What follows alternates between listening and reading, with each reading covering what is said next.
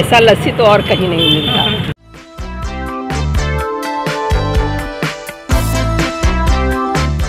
यूँ तो बनारस में लजीज पकवानों में बहुत सारी चीज़ें शामिल हैं, बनारस का मलइयो, टमाटर चाट और दीगर चीज़ें। लेकिन आप बनारस आ रहे हैं और ये रामनगर की लस्सी नहीं खाएंगे तो बनारस का आना अधूरा समझा जाता है।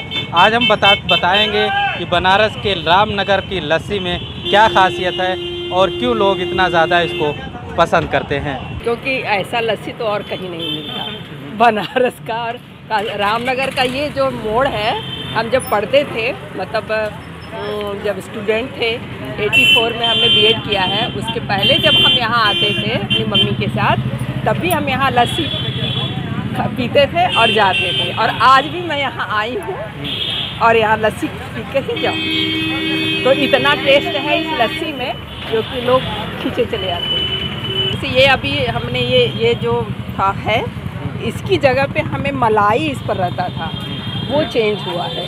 हाँ, क्योंकि बहुत सालों के बाद मैं खा रही हूँ, तो ये नहीं था। गर्मी में गर्मी आ रही है तो शिद्दत वाली जो गर्मी होती है उसमें लस्सी का क्या जायका होता है?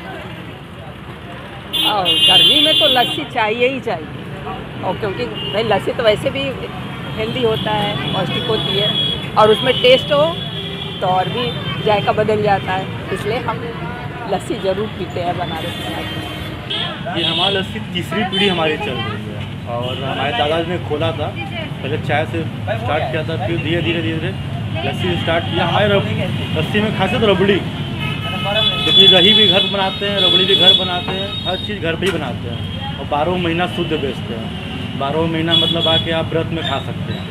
इसका रबड़ी हमारा मेन है, मेन कोर्स का लीजिए, रबड़ी हमारा मेन कोर्स है, इसलिए सबको पसंद आता है शायद। और लस्सी हमारी पतली नहीं होती, लस्सी हमारी मोटी होती है। बड़ी सेलिब्रिटी हमको क्या बताया, जैसे किसान शर्मा आए थे लस्सी पीने हमारे यहाँ, अनुपम खेर जी आ चुके हैं, जीनत तमान, और शायद किले में आए थे लोग, जैसे कि बंटी बबली का जो हो रहा था शूटिंग, तो लस्सी ले गए थे हम लोग। और आए दिन जैसे कि राज्यपाल आए थे, और जब भी मतलब कि आते हैं पीएम या सीएम पीएम आते हैं, जब भी लस्सी हम यहाँ से भिजवाते हैं, मतलब आता है ऑर्डर वहाँ से, लस्सी वो लोग आते हैं लेकर जाते हैं। तो आपने जाना कि बनारस के रामनगर की लस्सी में वो जायका है जो मुल्क के दीगर इलाकों से लोग खींचते चले आते हैं। और गर्मियों में अगर बात कर ली जाए तो गर्मी आने वाली है और लोग बनारस के रामनगर की लस्सी खाने के लिए बेताबी से इंतज़ार करते हैं।